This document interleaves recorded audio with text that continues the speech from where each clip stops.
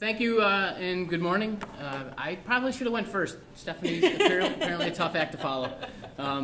So maybe a little bit more bland than what Stephanie was speaking to. But today we'll talk a little bit about the way we plan in Buffalo, Niagara, and a little bit of how we got to be where we are today with respect to maybe our land use patterns, our infrastructure patterns, and then maybe more importantly, what are the key leverage points in local land use planning and local community planning that citizen planners can use to guide visions in their own communities? And also I think is as important, and we were talking a little bit at the table here before we got started, is how do you babysit, for lack of a better term, the administrative process of land use decisions made by your municipality? And that is preservation boards, town boards, zoning and planning boards, things of that nature.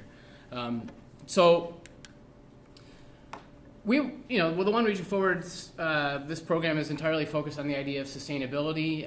We're looking at local planning as the way we achieve sustainability. Now, the One Region Forward plan is a two-county, sort of bi-county plan, but inherently, what happens at the local level in terms of land use and development patterns will help us achieve sustainable outcomes in the future. So the key question really is then, why do we plan, right? Why do we have professional planning staffs in individual municipalities around Erie and Niagara counties? And the two sort of key reasons are, the first is interconnectedness, right? The idea that every single land use decision that is made on a given parcel will have some sort of impact externally on other systems, right? So a subdivision in one of our suburbs doesn't just impact what happens on that individual parcel of land, it impacts transportation systems, water and sewer systems, it influences runoff. It has what we call in sort of the economics parlance, it has externalities. In a lot of ways, those externalities are negative because they impact other people in a negative way. They're not benefiting necessarily from that subdivision.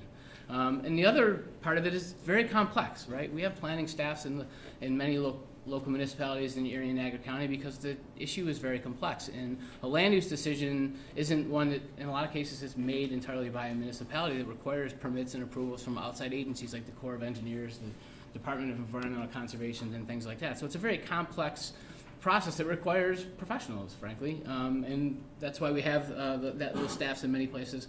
I will say, unfortunately, and I've had this conversation's come up in One Region Forward group meetings, that we don't have enough planners and enough municipalities that are help guiding those decisions. So I've always plugged that we have more. So what does the data tell us? And this is data that those that have been following the planning process in Erie and Niagara County have probably seen.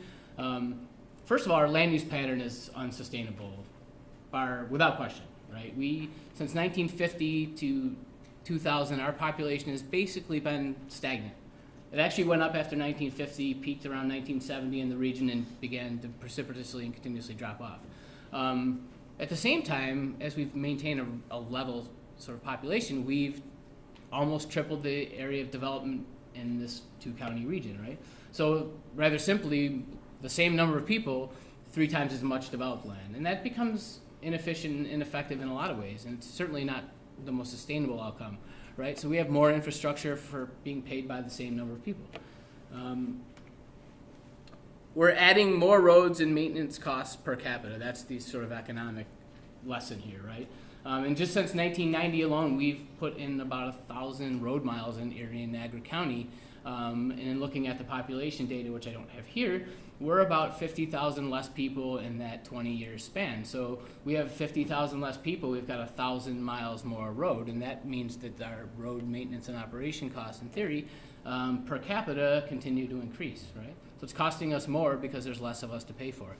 And that pattern continues. We continue to build subdivisions and commercial site plans in municipalities all around the two-county region. And more importantly, this is sort of my area of interest currently, is that impact of land use decisions and development patterns in the suburbs that we see in the prior slide. The increased number of developed square miles in the region has substantial impacts on our central city of Buffalo.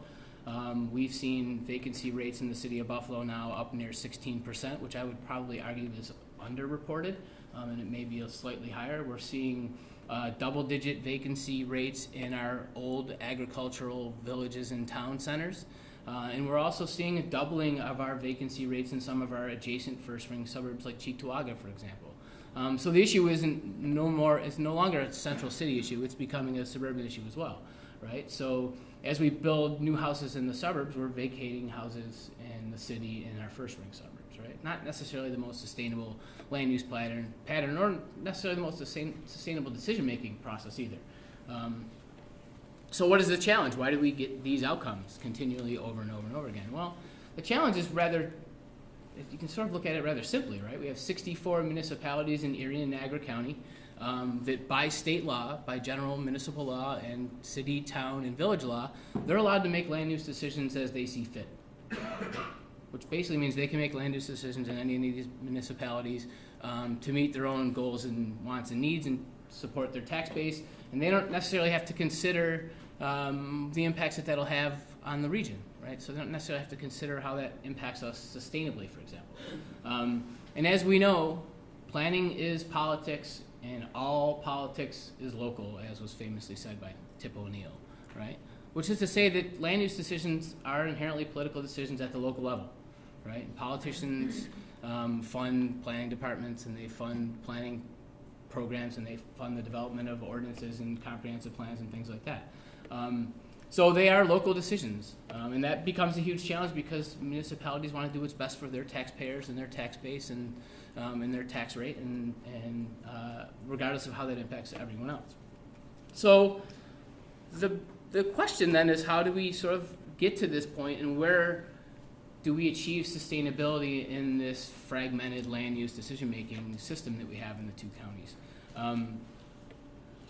The first thing, and we'll talk a little bit about how we leverage community and civic engagement in this process, but the first step is through comprehensive planning. And I think we're really lucky to have Dan Howard here today, because Dan's got a lot of experience in this, and so when Dan's up on the panel, hopefully he can shed a little bit more light on this. Comprehensive planning is simply the way a community develops its long-term vision. It tries to make the interconnectedness and complexity of local land use decision and development codified in a sort of community vision. It generally covers the entire municipality. It's long-term, usually about 20 years. It guides development and should be the community's vision. And there's a whole host of sort of different things in there. There's develop a community profile, develop a community vision and implementation strategy. And most communities in Western New York have them. A lot of them are actually out of date and haven't been updated in a long time. I know the municipality I live in, our comp plan was adopted in 2001, and it's still way out of date and hasn't been updated. And there's not a consensus in the community to push for that to be updated. We'll talk a little bit about that, the community's role. Even within the sort of idea of creating this community vision through comprehensive plans, or often termed master plans, communities sometimes develop area plans.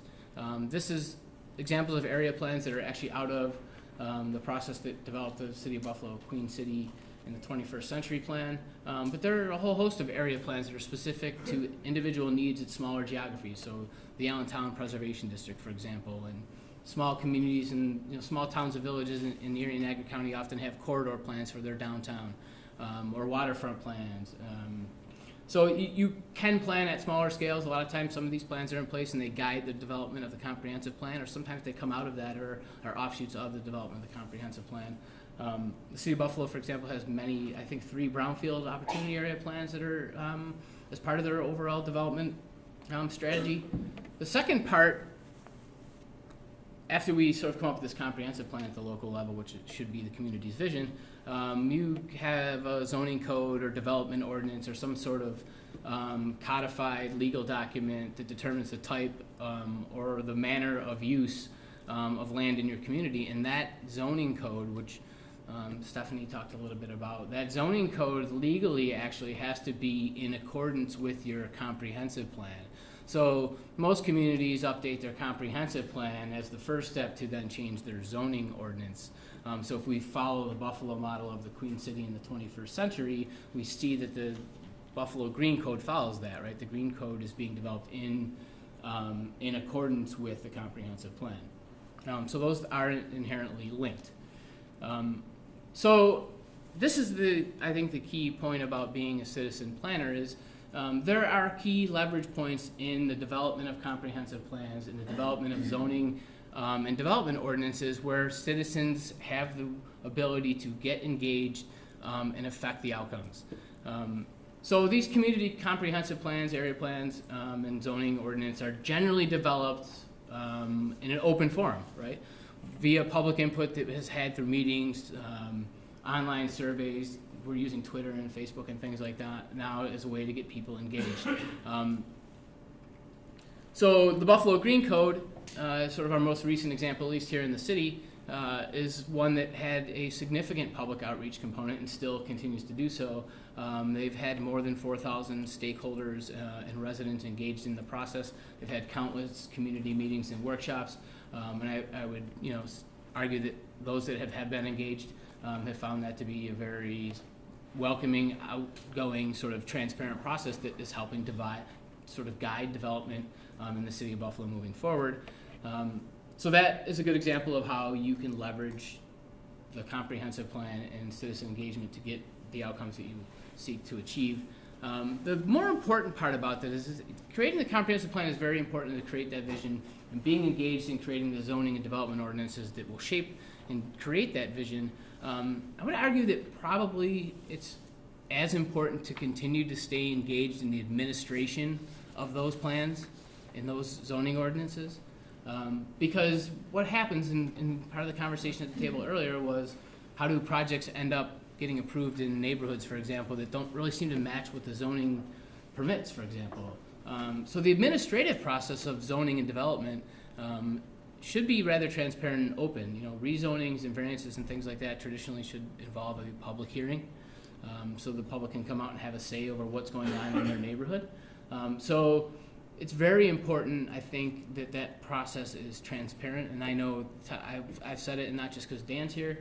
The town of Amherst has and I worked in private development for 5 years. The town of Amherst has arguably the best, most predictable, transparent development process in Western New York. All public notices are easily attainable.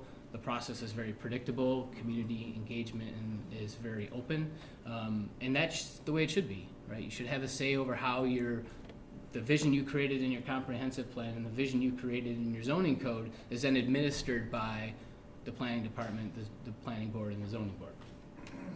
A good example of some citizen, and we'll probably try to end here, I got a couple minutes. A good example of citizen engagement to get what they want is actually a recent issue that came up in the village of East Aurora.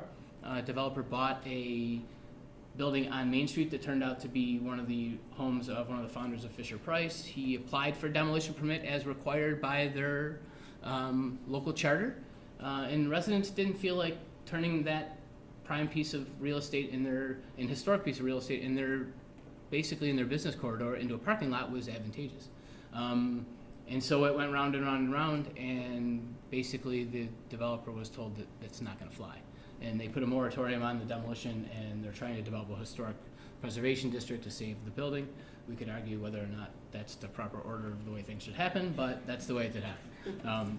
So you can leverage community engagement to sort of get what you think you want. And in this case, their downtown was intended to be urban, walkable, and about people, not about cars. And they made that point to the community. So, so just a few references here to sort of guide you a little bit. There's a really great document out there on the comprehensive plan and zoning in New York State. It tells you how you get to both of those places.